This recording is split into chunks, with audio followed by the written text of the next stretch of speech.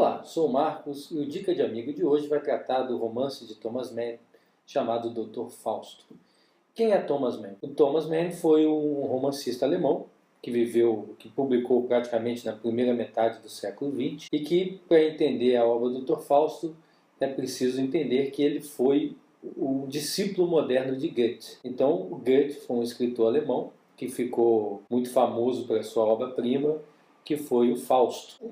Na verdade, ele estava recontando a lenda do Fausto, e a sua visão foi a que se tornou a definitiva no Ocidente, que trata de um homem que faz um pacto com o diabo, na figura do Mefistófeles, no intuito de conseguir a vida eterna e poder usufruir, utilizando os serviços do Mefistófeles para conseguir tudo que ele queria na Terra. E ao longo do poema, uma tragédia em forma de poema, ele causa muito mal, ele gera muito mal por onde ele passa, causa muitas tragédias, prejudica muita gente. E no final de tudo, quando o Mefistófeles vai cobrar sua parte de acordo, ou seja, vai levar a alma do Fausto, aparece de forma estranhíssima a Nossa Senhora e salva o Fausto de pagar a sua, digamos assim, a sua pena no inferno. Então isso traduzia muito a visão que estava no início do protestantismo,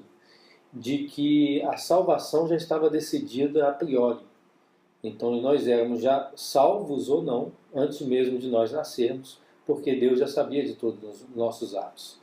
A salvação era exclusiva pela graça. As nossas ações práticas na história representavam muito pouca coisa. Independente de estarmos fazendo bem ou mal, nós já estávamos salvos ou não de antemão. Então essa doutrina, essa corrente pelo menos, ela negava o livre-arbítrio. O homem não teria, na verdade, livre-arbítrio. E mesmo a pessoa de maior maldade seria capaz ainda de ser salvo, porque assim era a vontade divina. Então essa é a história do Dr. Fausto do Goethe. E o Thomas Mann foi o maior discípulo moderno do Goethe. Os seus livros traziam um pouco disso, mas ele começou a sofrer uma modificação que encontraria o seu ponto culminante na Segunda Guerra Mundial. Quando o Thomas Mann viu o que era o nazismo, o que era Hitler, ele iniciou um movimento que acabou com o rompimento dele com Goethe. Ele ia dizer que do mal só pode nascer o mal. Não há como ter a salvação independente das obras.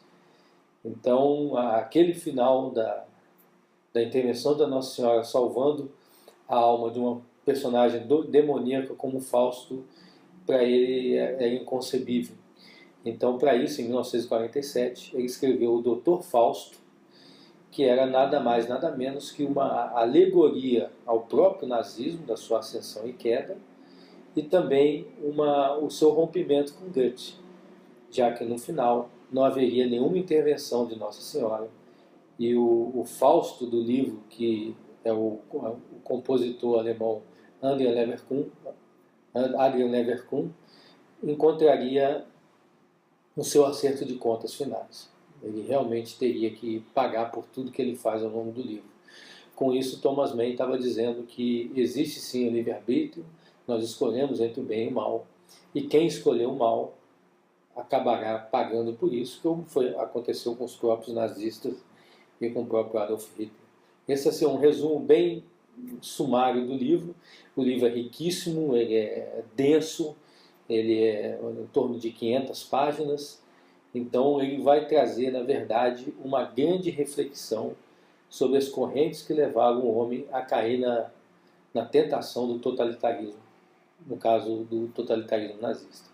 Eu considero o grande motivo de ler esse livro efetivamente entender o que vai na alma, o que levou o povo alemão, em termos espirituais, a aceitar o final daqueles, a aceitar fazer parte de praticamente uma loucura coletiva daquele tamanho e promover o inferno na Terra, os atos de horrores, o ato de horror mais infame que nós temos notícia, pelo menos no Ocidente. Então, os livros de história, de sociologia, de ciências políticas vai nos mostrar teorias e formas de ver o fenômeno do nazismo, mas se você quiser conhecer na alma realmente o que aconteceu, eu considero esse livro indispensável.